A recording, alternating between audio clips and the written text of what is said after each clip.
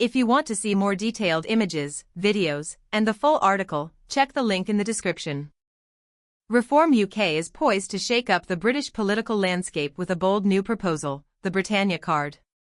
This initiative, set to be unveiled by party leader Nigel Farage later this week, promises a bespoke tax regime for wealthy foreigners and returning British expats in exchange for a substantial upfront payment.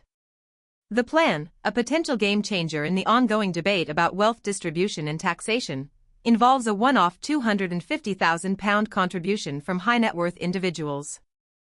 Reform UK asserts that these funds will be entirely redistributed to Britain's lowest-paid workers, a move they've dubbed the Britannia Workers' Dividend.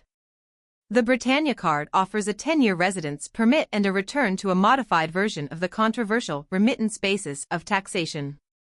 This would allow cardholders to effectively shield their overseas income from UK tax and entirely avoid inheritance tax. In essence, Reform UK is proposing a streamlined, paid-for exemption from certain UK tax obligations, a modern take on the previously abolished non-dom privileges.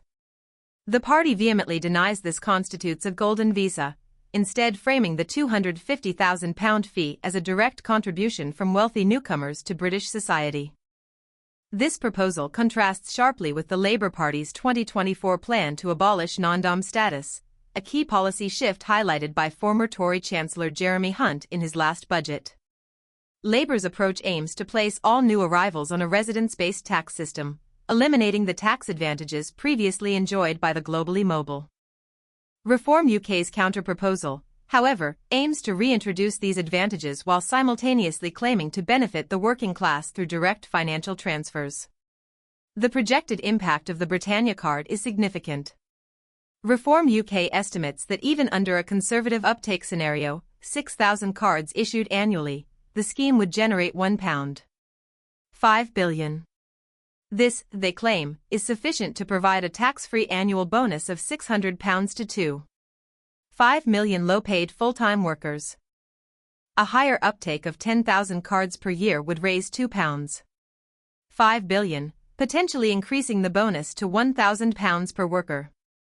These payments would be disbursed directly by HMRC at the end of each tax year, targeting full-time workers within the bottom 10% of the income distribution. Reform UK highlights that this would disproportionately benefit workers in Wales, Scotland, and the northeast of England, regions with a higher concentration of low-wage jobs. However, several crucial details remain unclear. Reform UK has yet to publicly define the specific criteria for qualifying as a high-net-worth newcomer, leaving open the question of who precisely would be eligible for the Britannia Card. Furthermore, the party hasn't outlined the mechanisms for enforcing the £250,000 fee or integrating this novel policy into the existing HMRC tax framework.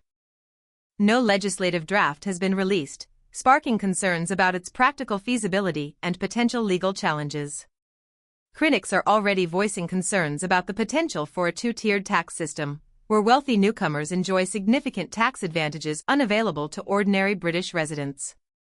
The one-off nature of the fee, coupled with the 10-year duration of the preferential tax status, raises questions about its long-term sustainability and fairness. The lack of a recurring tax component and the potential for revenue shortfalls are also key areas of contention. Labour has been quick to condemn the proposal, characterising it as a golden ticket for foreign billionaires to evade their tax obligations.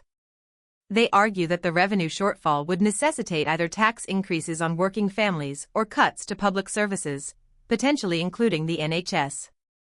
The timing of this announcement is strategically significant.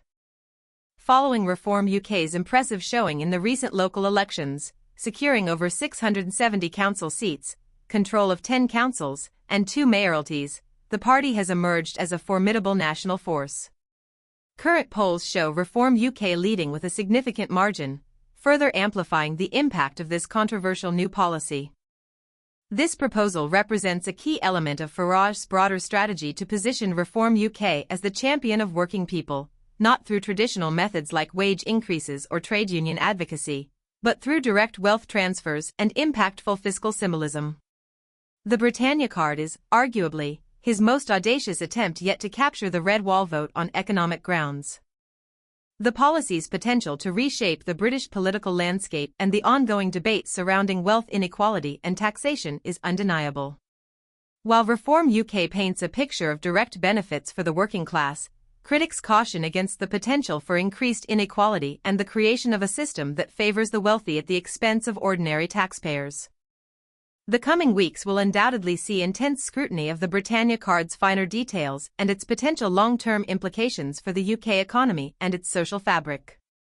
The lack of specific details regarding eligibility criteria, enforcement mechanisms, and integration with existing tax systems leaves many questions unanswered and fuels ongoing debate regarding its potential effectiveness and fairness.